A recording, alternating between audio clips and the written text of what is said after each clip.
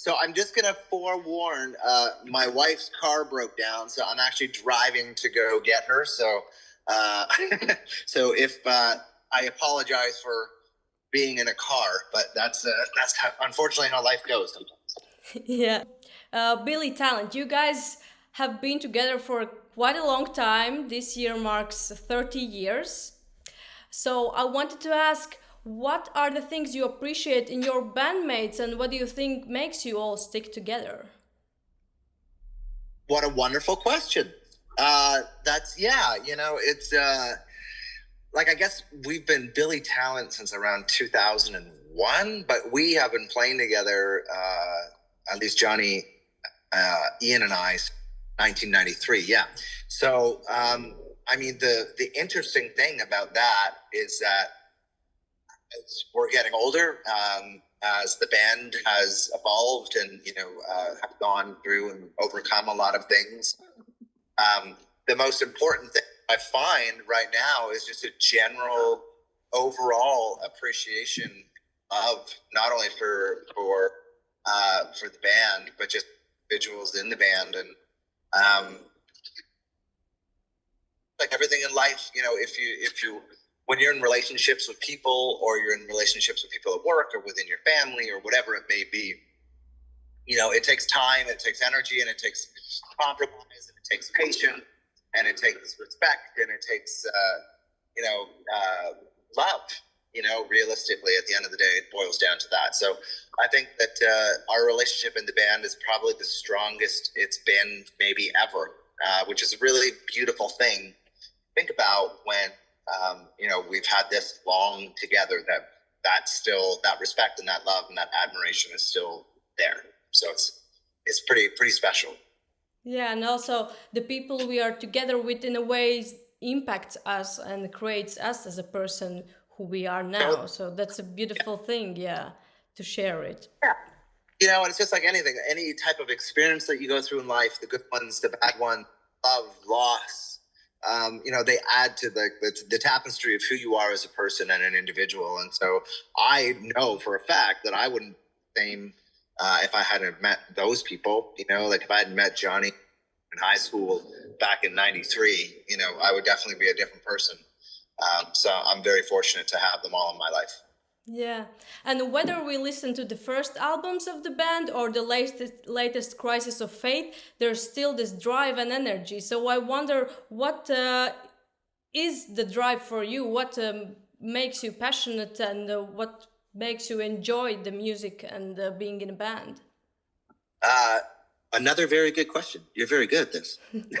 Thank you. I don't know.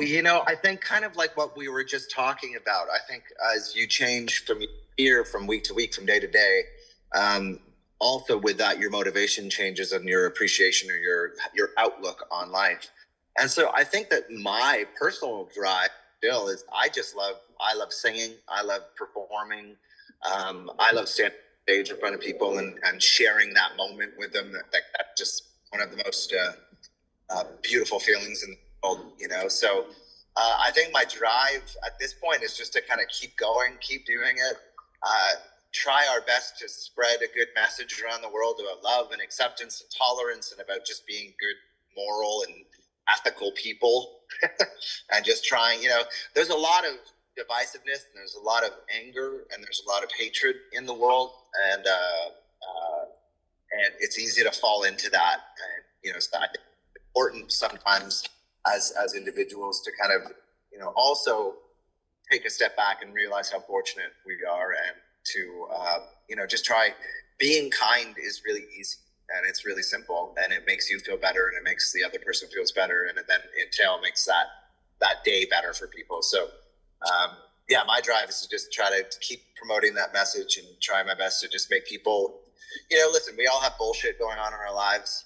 And when you go to a rock show for an hour and a half or whatever, you forget about all that, and you're just happy to be where you are, and you're together sharing in real time, like a moment, and I think that's really special and really beautiful still. Yeah. And you, as a band, also are quite socially active. You've done some fundraising, and what are the things that you care for, and what would you like to change in this world? Well, I mean, there's a million things, obviously, but we can only do so much within our power. But, for us, it's about, literally the very first show that we ever did in 1993 at our high school in Our Lady of Mount Carmel Secondary School in Mississauga. The very first show we ever did, charge money, but we wanted to do something where we could, help the community. And so the very first show, as a couple, like 16, 17-year-old kids, we decided to make it for the food bank. And so the way you got in is if you brought like a canned good to the show, and we donated it to the local food bank. And so that literally has been in the DNA and the fabric of the band since day one, so for us, it just makes sense. And I don't know if it's just the way we were raised, or if it's, I don't know, like grew up in a time where, that was what everybody was doing. It wasn't just us. Like every band that we looked up to had some kind of charitable angle that they associated themselves with, or, just tried to do good by their name and in their community, So I don't know. It's just, for us, it's just really important. And individually, we all have different charities that we are aligned with, and then we all look out for each other and try to help each other's. So more or less, we started a thing called the Billy Talent Charity Trust. Yeah. So usually we will charge an extra $1 per ticket to come see us play, and we take that $1 and we add for all the shows, and then we have about 5 or 6 different charities that we filter all that money to. And so it's not, it's sometimes not a lot of money, but it's something. And it's if we can raise awareness and put some causes onto people's maps so they understand what's happening, and maybe they'd want to help out in their own way as well. And that's how change happens, so yeah, it's very important. And you also send a message to your fans, and you use your platform for a good cause, because there are people who listen to you, and you have a voice, and that's incredible, and it's a beautiful thing that you're doing. Oh, well, thank you very much. I appreciate that. Like I said, it's just part of who we are. It just feels natural to us. And, and I also think that there's like helping people makes you feel good. And I've had moments in my life where I've needed to be helped, and I still need help. And I have friends and family that I can help you get through things. And so I think it's important to know that you're not alone, and that, no matter how, there's always hope, and there's always help. You just have to try to find it and to keep going, So I think that's a very important message to promote. Yeah. And outside of the music, what are the things that you're maybe interested in and passionate about, and maybe also your bandmates? What are some hobbies of yours? I think for us, I mean, myself personally, I've developed a new hobby / full-time job as being a dad. So yeah, I'm really, really enjoying being a father, and I love nothing more than to wake up with my kid and spend the day with her. So yeah, I mean, between that, I don't really have a lot of hobbies. I like to go golfing every once in a while. I know that may seem strange, but I like to go golfing. But besides that, I mean, I know the other guys in the band. Like John plays hockey probably 2 or 3 times a week.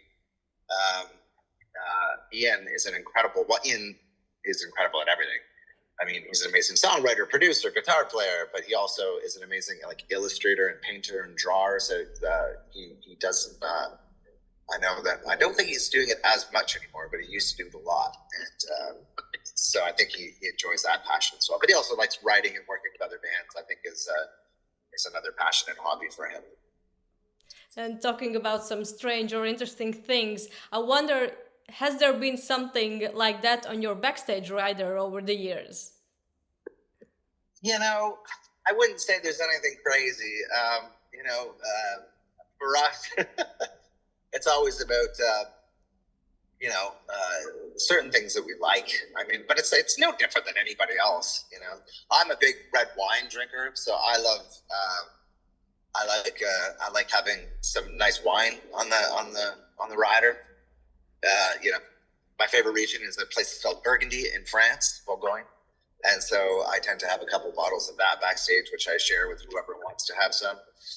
But besides that, I mean, I don't think there's anything really crazy. I mean, maybe like in Canada, because we've decriminalized marijuana and cannabis.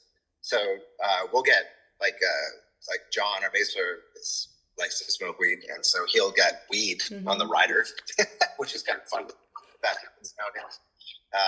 So yeah, so I mean, between that, there's nothing really crazy on it. Unfortunately, we're boring. Well, the last couple of years might have been a bit boring. I wonder, Yeah. has there been some thoughts or revelations or reflections during this time for you? 100%.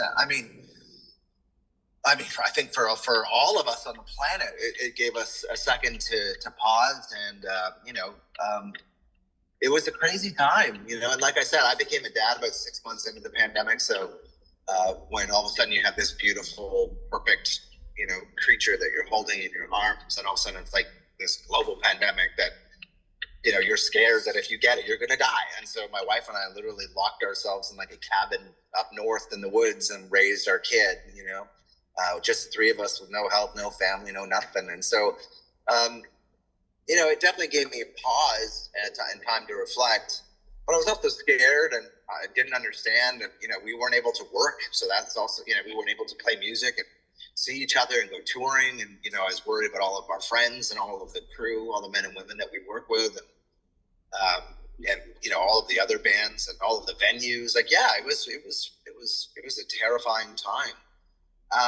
But I'm going to be honest with you now, that we're like, obviously it's not over, and it may never be over, but it's not as, as scary as it once was, because we have more information and things like that. But, again, I think the thing that I'm most appreciative is like, just to be able to, when I see my friends, to sit down and like see their face and have a conversation in real time. Like, that's still like it makes me get emotional, because like we weren't able to do that, and I know a lot of my friends were hurting, and I was hurting at certain times. And, so now it's just to be able to walk down the street, go see your friend and have a coffee. I think that's, I know it's a small thing, but it's a really important thing. But again, as I was mentioning earlier on, I think the thing that I walked away with is just this tremendous appreciation and love and gratitude for being able to do what we do, and to our fans, to people that care about what we're doing. It's just, yeah, it's really beautiful this many years on. So yeah, I think I've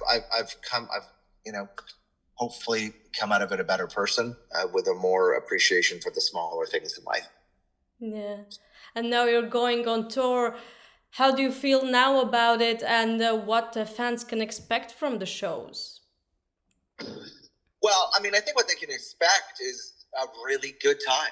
I don't know how else to say it other than, coming off the back of what we were just talking about the pandemic and things. Like, I find that shows, there's just something a little bit more magical in the air, in the sense that it's, because we weren't able to do it for so long, that now when we're actually able to do it, I think, like, from the performer aspect, and also from like going to shows and sitting in the crowd, like, it just feels a little bit more special than maybe it used to. It always has felt special, but because you weren't able to do it for so long and now we can do it, I think it just feels that extra little bit. There's some magic and some sparkles in the stars. So, but yeah, looking forward to getting back out. I think we're out for a month, which is long for us old fellas, but we're gonna have as much fun as we possibly can. And what next? What after the tour? Are you maybe working on some material now, and do you have some plans? I wish I could say we were, but that's not really how our band works. We kind of just go like with what's in front of us, and so we've been rehearsing a lot because we're getting ready for tour. Like, I have rehearsal in like an hour or 2 hours. We rehearse a lot, but I think at the end of the day, we're just getting ready for this tour, and then we have a whole bunch of shows throughout the summer going into like September, October, and then probably when we're done touring, I think we'll probably sit down and maybe start working on some new music, and yeah, we'll figure it out. But we haven't done anything as of yet, so I'd be lying if I said we have like a whole bunch of new songs. No, we don't, not yet, but we will, and when we do, it's going to be great. Let's look at your music from a different angle. Imagine that your music is a movie. Could you set a Uh-huh. scene? What kind of movie it is? What are the characters? What's happening? It's definitely like a rom-com, like a romantic comedy. Kind of,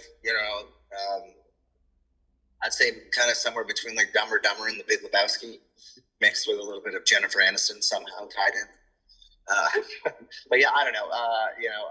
We are a movie. You know what? We're actually not a movie. We're more like a sitcom. We're more like a '90s sitcom, like Friends or Seinfeld, or something along those lines, or even Curb Your Enthusiasm for that matter.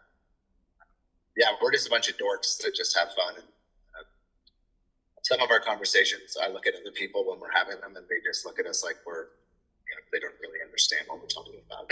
And before I wish you a great day, I would like you to offer a chance to send a message to the fans and invite them to the shows. We're excited to be out there, and it's from Latvia, right? Yeah, I'm from Latvia, yeah. It's the only concert in the Baltics. Yeah, well, we've never been to Latvia before. So I was actually just having a coffee with my wife this morning, and she's like, or no, sorry, it was yesterday, not this. And I said, yeah, we're going to Latvia. She's like, well, you've been there before. I'm like, no, we've never been there before. And so for us, that's really exciting to be able to go to a new place. And I've heard nothing but beautiful things. So yeah, very much looking forward to walking around the city and exploring as much as we can. And yeah, hopefully it'll be the first of many times we get to go there. Yeah, let's hope so. And the fans are waiting, fans are excited, and we're happy that you're finally coming to Baltics. Yeah. We're coming. We're coming. Okay, thank you very much. Thank you very much. You did a great job. Thanks for the great questions. I appreciate it. Yeah, my pleasure. Okay. Have a lovely day. Yeah, you too. Bye.